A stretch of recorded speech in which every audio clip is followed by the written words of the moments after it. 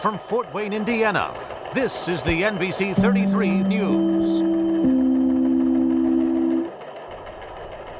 And welcome to NBC33's 60th anniversary celebration. Now, as you've seen so far, we're taking a trip back in time today.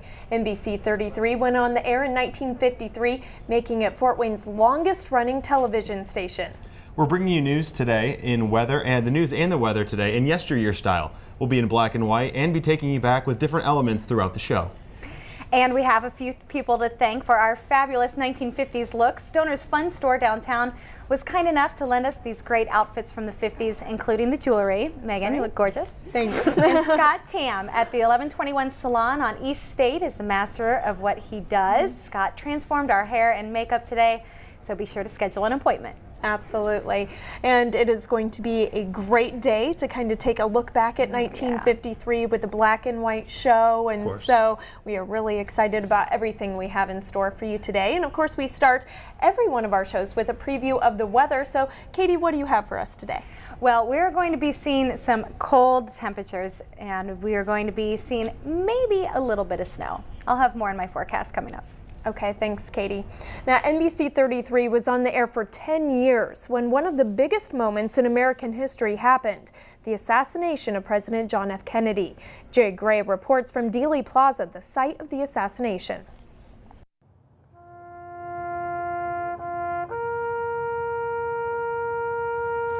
Now in local news, a 24-year-old homicide case in Steuben County may finally be coming to a close.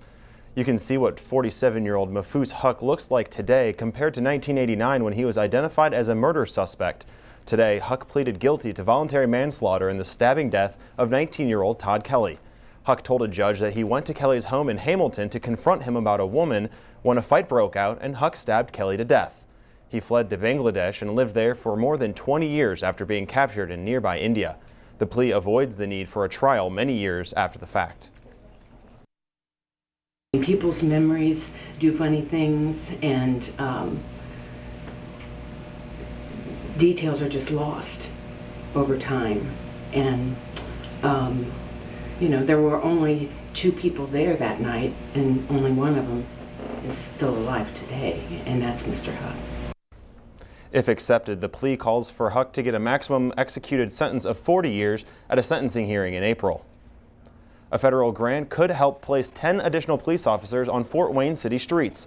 The city received a $1.25 million community-oriented policy service grant. The issue will go before City Council December 3rd, when members will be asked to approve matching funds of 25% of the grant. That academy class is tentatively scheduled to begin in January 2015. East Allen County Schools this morning received a grant worth $50,000 for a school resource officer. Attorney General Greg Zeller was at Leo Junior Senior High School this morning to make the announcement. He pushed state lawmakers for funding in this area so local school leaders would have options when it comes to improving their school safety plans. East Allen school leaders say safety is one of their top priorities. And shifting gears now, we caught up with 3rd District Congressman Marlin Stutzman this afternoon to ask about several key issues in Congress. The biggest one is how to handle the botched rollout of the Affordable Care Act. Stutzman, a Republican, says he's not sure how the president should fix it, though. This, as the deadline to sign up for coverage has just been extended by another week. So you now have until December 23rd to get insurance. But Congressman Stutzman says that's not enough of a fix.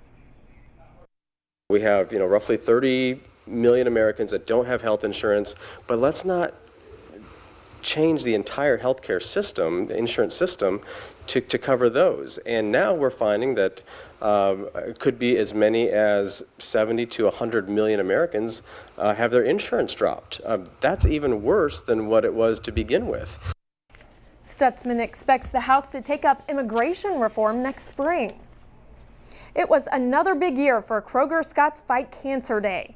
$97,079 was raised among sales, matching funds, and employer donations. The 35th annual Fight Cancer Day was held last month, a great opportunity for the community to come together in the fight against cancer, to make a difference, and to find some great deals at the grocery store. So what is the weather looking like for your weekend? Katie Law will tell us next. The NBC33 News will be back after this commercial break from our sponsors. And now, back to the NBC33 News.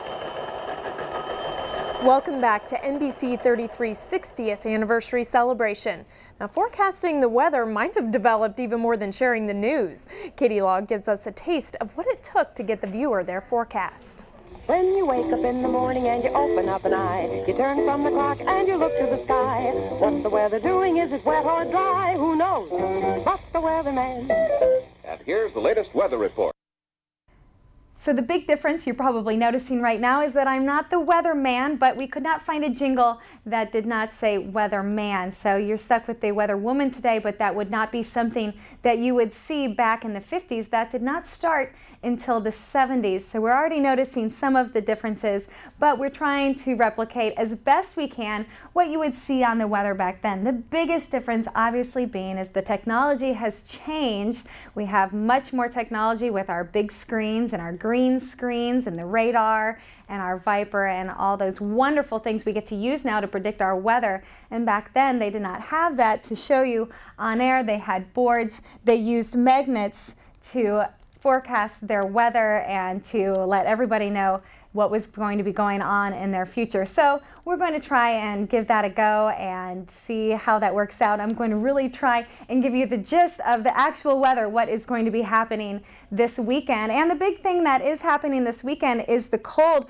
We do have a cold front that is going to be coming down from the north, and the big thing that that's going to be doing is going to be bringing a lot of cold air. Things are going to be getting pretty frosty out there, and we could be seeing some flurries. The rain that we've seen is over, but we do have the snow that will be coming in. We have some lake effect snow that will be affecting areas north of us, but we could be seeing some flurries in our forecast. And around the country, they're seeing storms out east and snow out west, and they're seeing some rain down south of us as well. So we are getting hit with some very cold temperatures. And as we are looking at our weekend, as I slide the board over here, tonight we're dropping down below freezing. It will be a mostly cloudy evening, so not very clear out there, but the amount of rain that we've seen has definitely dissipated, and we won't be seeing any more rain in our forecast. But looking at tomorrow, we could be seeing some precipitation in the form of flurries, and we're going to be seeing a high of 32 tomorrow, and then tomorrow night temperatures will be dropping down to 17 degrees, and temperatures don't go up a whole lot come Sunday. We're looking at a very cold day. We're just going to be seeing a high of 26 degrees with a low of 16 Sunday night. So the big thing you need to remember Sunday night is do not leave your water or your milk bottles out on your back porch, because they will probably freeze. Well, weather sure has come a long way over the years. Yeah, it sure has. It's amazing what some computer graphics and technology can do for you. Yeah, absolutely. Things are a lot more high-tech nowadays, but it still accomplished the same mission. People still got their daily forecast to know what was coming up. Yep, absolutely. And coming up next, we find out how important NBC33 was to the rich history of sports in the Summit City. We'll be right back. The NBC33 News will be back after this commercial break from our sponsors.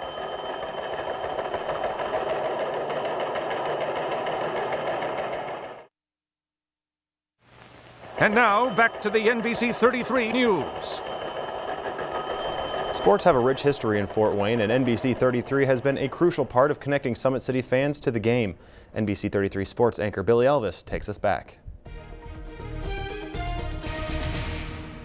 There was a lot of excitement involved, and Hilliard had the starring role. He was the first person to do TV remotes at sporting events, and this basically was a Notre Dame town and an IU town. Fort Wayne sports legend Bob Chase is, of course, referring to Hilliard Gates, the first person to appear live on Fort Wayne television sets in 1953, when WKJG-TV went on the air. And what a year for sports 1953 was. To many, the golden age of Fort Wayne sports. There were a lot of local things that were being done. The PGA in the mid-50s, early 50s had a tournament in here, the Fort Wayne Open, every year. And we lost that tournament in 1957. That's when the Mad Anthonys came into view. And Hilliard again in the forefront of the Mad Anthonys. The Fort Wayne Daisies was another professional sports presence in Fort Wayne, part of the All-American Girls Professional Baseball League.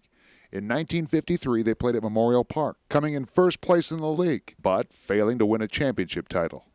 Their last season was in 1954, and there were men's teams kicking up dust on the Diamonds as well. Baseball was kept alive by a semi-pro team in town, and they were at different times the Allen-Derry, the North American Van Lines, the GEs, and they would bring a lot of exhibitions in here from national baseball teams of the major league quality. In 1953, Chase was named sports director at WOWO Radio. It was the first time I'd ever done an Indiana high school basketball tournament, which led us down to state. And in 1954, the first tournament I did was the tournament where Milan beat Muncie Central, from which the movie Hoosiers came. It was Gates, however, who got the role of announcer in the movie. In the illustrious history of the Indiana high school basketball tournament. And basketball, in all its forms, was a true passion of his. Hilliard's baby was the NBA and the Fort Wayne Zollner Pistons. The team was named for owner Fred Zollner, founder of Fort Wayne Zollner Corporation, a major automobile piston supplier. Zollner was a major player in the formation of the NBA, right here in Fort Wayne in 1949. Before the Pistons moved to Detroit in 1957, they were here.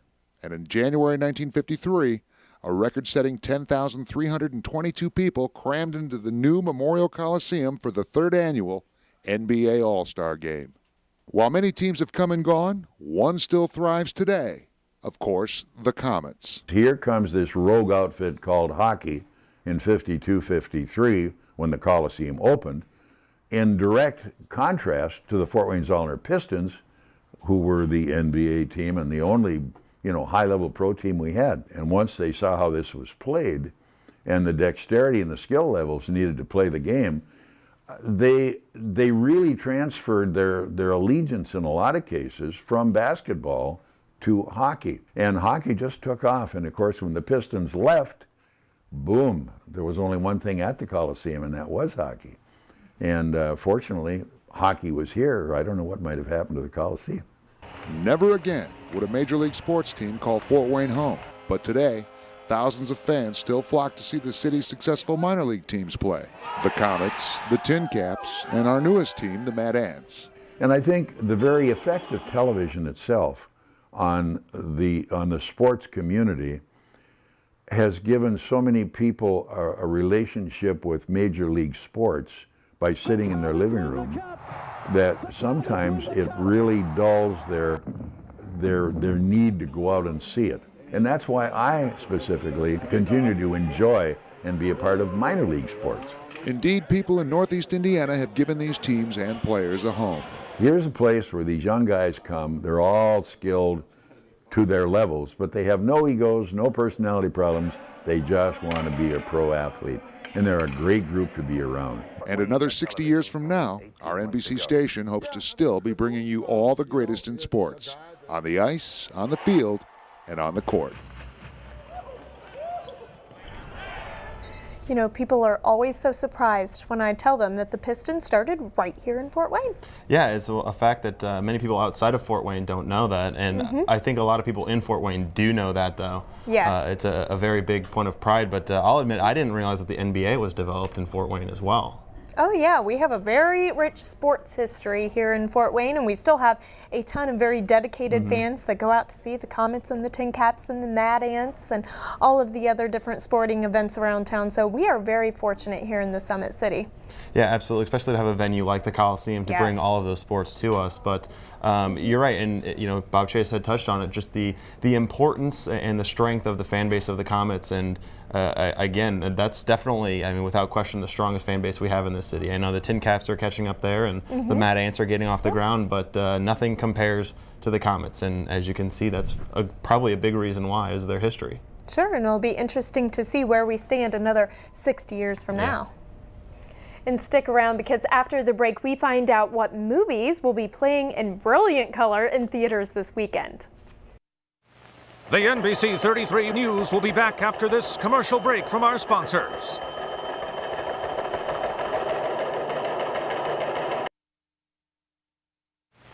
And now back to the NBC33 News.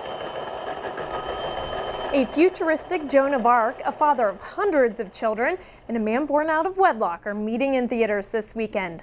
Raphael Seth gives us a look in our box office preview.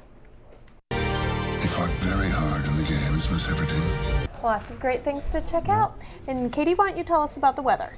Okay, well tonight, folks, our low is going to get down to 25 degrees. It's part of a cold front that's coming through. Things are going to remain very chilly out there. We might even see some flurries out there tomorrow, but we'll see a high of 32 tomorrow. And we also want to take this opportunity real quick to remind people that there is absolutely nothing wrong with your television sets right now. We are supposed to be in black and white. We're celebrating our retro show today. Yep, 60th anniversary. Yeah, it's been a lot of fun, and I think the black and white's such a cool idea. So yeah, that looks great. It's been a lot of fun, and thanks to everybody who helped out. I really appreciate that. Yeah, it was a big effort. That's right. Yeah. And keep it right here on NBC33.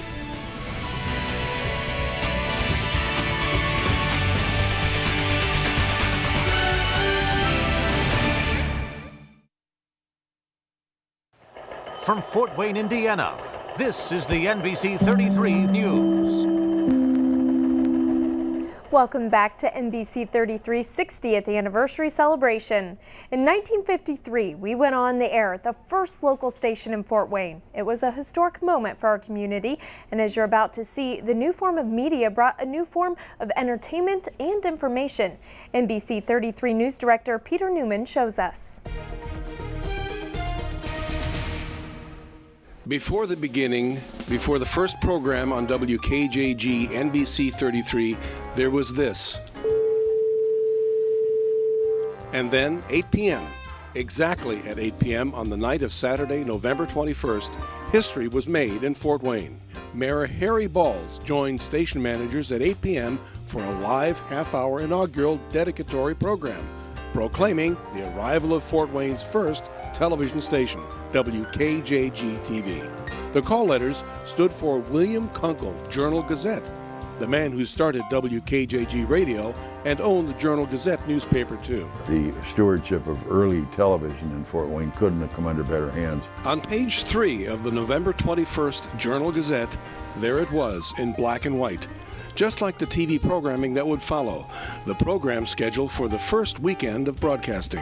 WKJG was the only one that had the AM and FM and TV combo. Comedian Sid Caesar's Your Show of Shows was on at 8:30. At 9, it was Medallion Theater. Your Hit Parade took to the screen at 9:30, playing the top tunes of November 21st, 1953. Next was The Visitor at 10 p.m. At 10:30, Inner Sanctum. Followed at 11 by Armchair Theater, where viewers were treated to the 1938 romantic comedy film Trade Winds, starring Frederick March and Joan Bennett. We could listen forever. We practically did. It was the kind of movie that helped keep American spirits up during the war and long after. The station signed off after the movie. The first day of making history was behind the proud staff and management of WKJG. Sunday's program schedule would mark another first. The station's programming began at 1 p.m. Live pro football from NBC, featuring the Cleveland Browns at the Pittsburgh Steelers. For many of the area's viewers, this was the first time they'd ever seen a football game televised live. After the game at 4, Over the Rainbow was Sunday's TV feature, followed at 5 by the long-running and very popular Victory at Sea. War has begun. Ships are sinking. Men are dying. Victory at Sea would remain on TV screens for years to come. Then at 5:30, Highway to Harwell, and at 6, And the Earth Shall Give Back Life. Faith-based programming, a staple for radio for many years, also had a place in local station programming schedules. This is the Life, produced by the International Lutheran Laymen's League, had a 6:30 p.m. Sunday time slot on WKJG for a long time. They had stories of character, you know, and it's like we really believe. At 7, one of America's most popular dancer actors hit the Channel 33 screen. Donald O'Connor's Colgate Comedy Hour brought his early sitcom to Fort Wayne. Then, every Sunday at 8, Fort Wayne's General Electric employees would proudly watch programs sponsored by their company. Lassie, you're late. Mr. Norris has been waiting. Oh, God, I hope he's not sore. I'll take a bus. You better get in there. And, of course, you know this guy, actor Ronald Reagan, who would be elected President Reagan 27 years later. Criminals were on the run from crime buster Sergeant Joe Friday, the man behind LAPD's Badge 714. His long-running show is best remembered as Dragnet. The day's broadcast schedule was capped off at 11 with another installment of Armchair Theater. Sunday night, it was The Mystery of Mr. Wong, starring Boris Karloff, Grant Withers, Dorothy Tree, and Craig Reynolds. And at the end of the movie, sign off. And if you fell asleep on the couch, you'd see snow on the screen. And if you stayed awake to the end, you'd have to physically get up and turn off the TV. The TV remote wouldn't become available in American homes for at least another 3 years.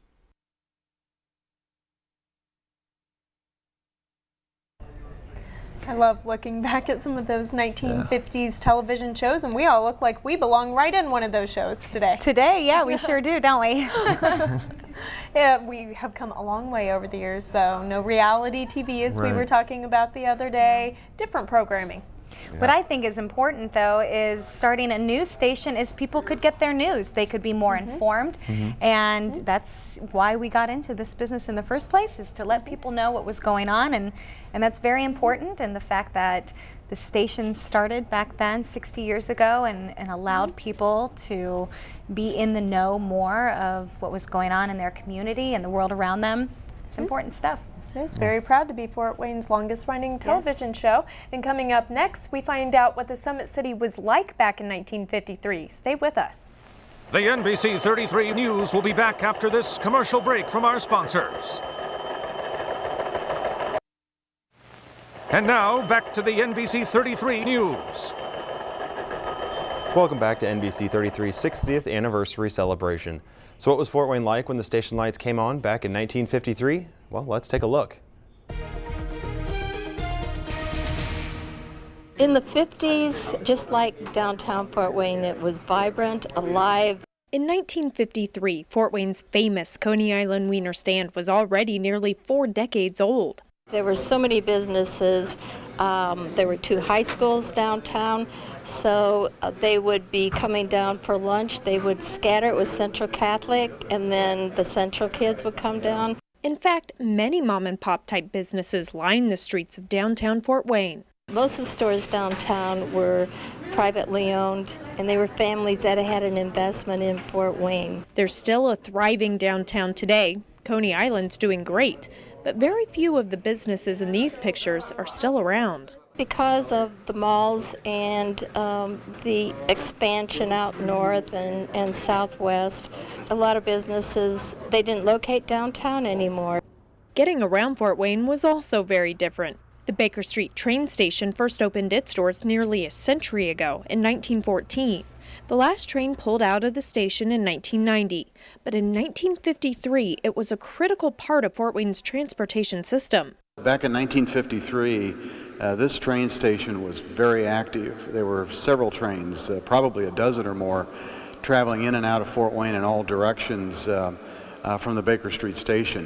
There were other modes of transportation, like catching a bus at Transit Corner, where Main and Calhoun Streets meet, but trains were the preference when traveling long distances. 60 years ago, our airport was just new, air travel was still catching on, and the automobile wasn't quite as active as it is today, and we didn't have interstate highways in 1953, so train travel was the real strong first mode of transportation for individuals, and you could take trains almost anywhere from Fort Wayne.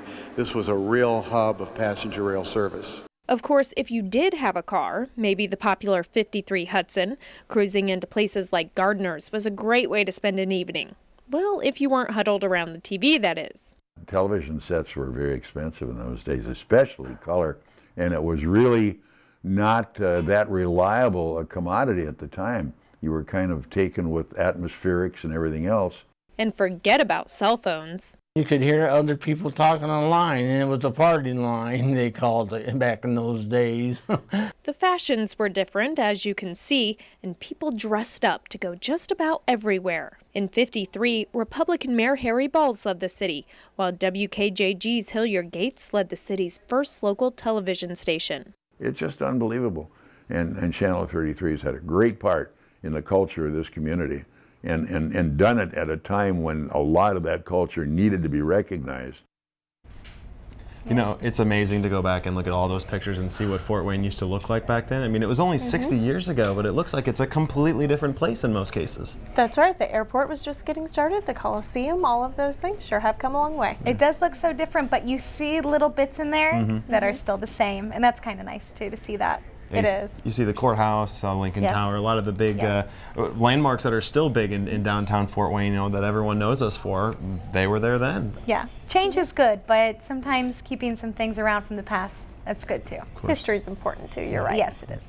And coming up next, what news was big 60 years ago? You might be surprised how headlines compared to today. That conversation is next. The NBC33 News will be back after this commercial break from our sponsors.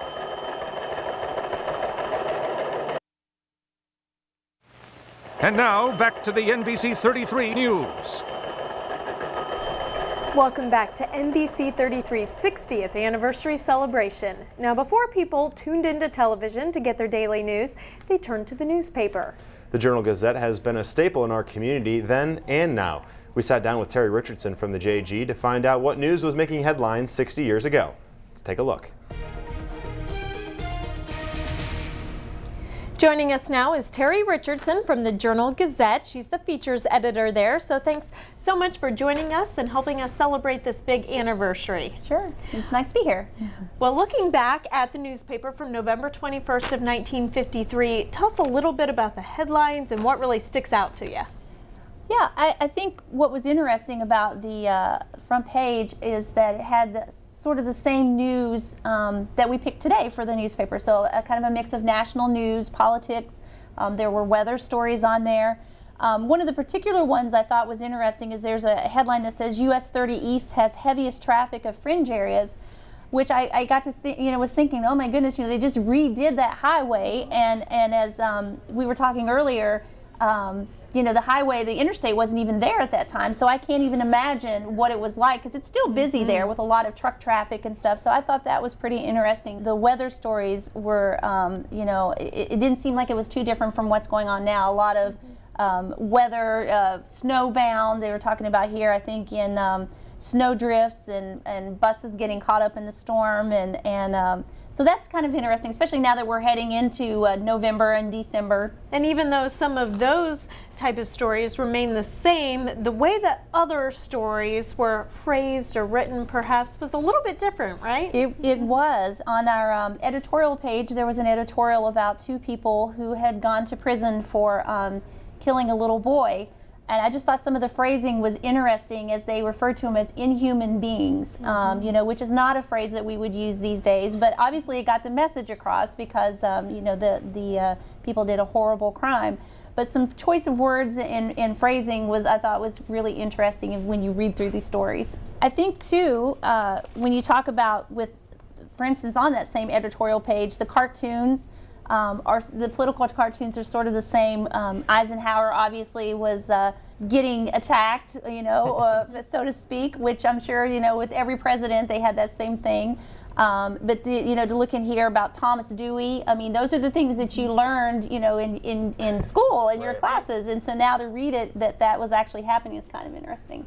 Eric, you were particularly interested in the sports page. Yeah, from absolutely. Right? And I didn't want to get into it too early, but yeah, it is, because again, the thing that strikes me is, of course, just the difference of it, the look of it, and like you had mentioned before, so many different stories about different things, different events going on, and there's just a lot of coverage for what we would expect. Right, exactly. But when you also look at some of these, even with the sports, a lot of local coverage, which is still what a lot of people are interested in today, I'm sure as well.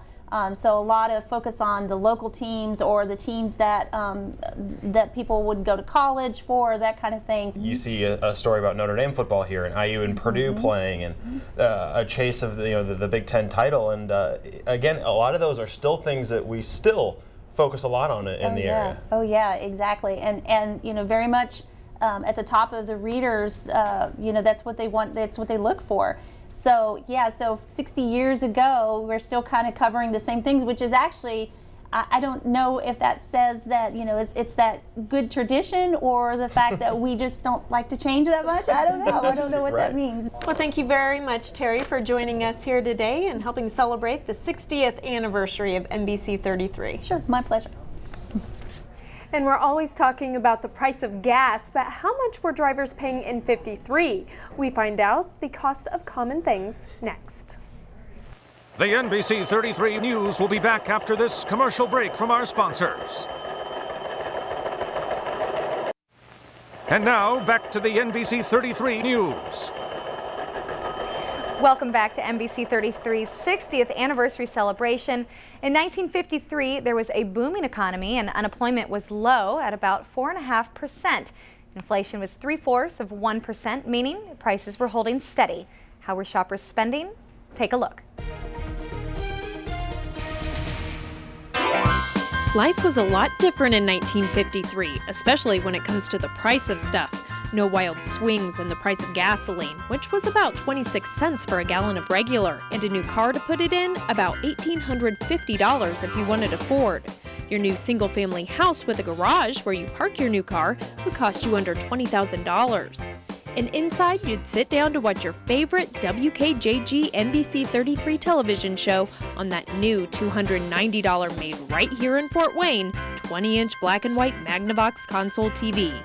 But who watches TV without snacking, even back in 1953? Grocery prices, what a difference. A loaf of Wonder Bread back then was 16 cents. Compare that to about $2.99 for the same loaf of bread today.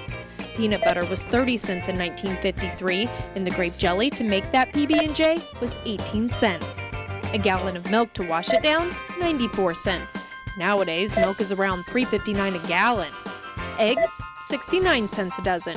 Hamburger, 85 cents for 3 pounds. And 35 cents for a 10-pound bag of potatoes. And a 3-cent stamp is all that was needed on that envelope to mail in your bills. It's 46 cents now, and soon to go up even more. Times sure have changed. We'll be right back with a couple of other treats to bring our celebration to a close.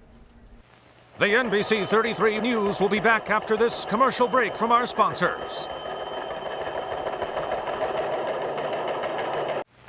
And now, back to the NBC33 News.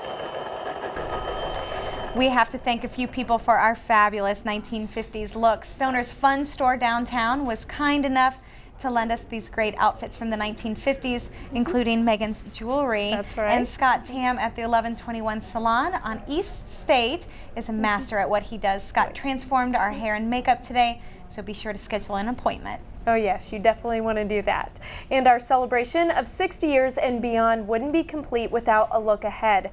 We're continuing to develop our still relatively new shows with new ideas, and we're also working to get involved in our community. We want to do more than just read the news to you. We want to create conversations with you. And we're also counting down to the Olympic Games. The Olympics unite our country and the world every 2 years. Those touching stories of victory and defeat, and trials and triumph, and fun and drama unfold right here on NBC33. We hope you'll join us starting the opening ceremonies Friday, February 7th. And before we go, we also want to thank the National Academy of Television Arts and Sciences for recognizing our milestone here. We were presented with this President's Award plaque for our role in the community and excellence in broadcasting. It's a very neat thing and a big honor. So thanks for joining our 60th anniversary celebration of NBC33. We hope that you'll join us for more shows to come.